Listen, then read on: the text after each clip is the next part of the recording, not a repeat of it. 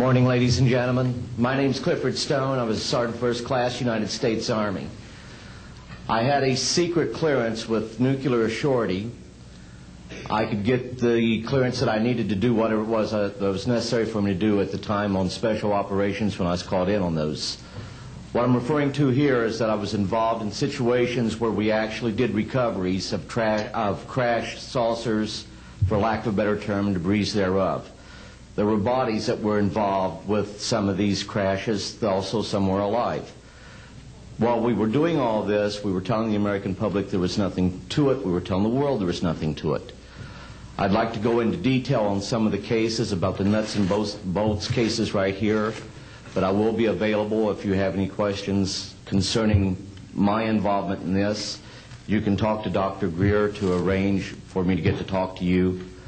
But the whole situation is, we've set back, we've told the American people that there's no such thing as UFOs.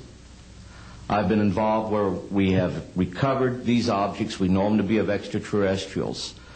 In 1969, I had an event that happened to me while I was stationed at Fort Lee, Virginia. We went to Indiantown Gap, Pennsylvania. That would be my first exposure to any time that we would be recovering an unidentified flying object.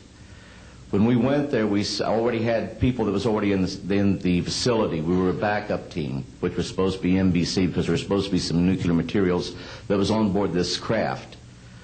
Later on, most people involved were to be told that there was nothing on board it. It was nothing more than just a crash of one of our aircraft. I know better, because I was one of the people that approached it with a Geiger counter to get surface readings. I was the first person to go ahead and see that there were bodies on it.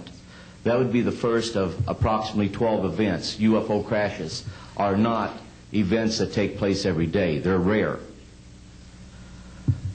I know we're not alone in the universe. I know that the absence of evidence is not evidence of absence. It's evidence that has been denied to the American people.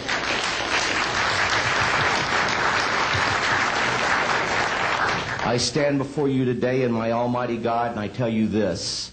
If Congress calls me in and says, will you testify in detail what you know, I stand here today prepared and ready to do just that.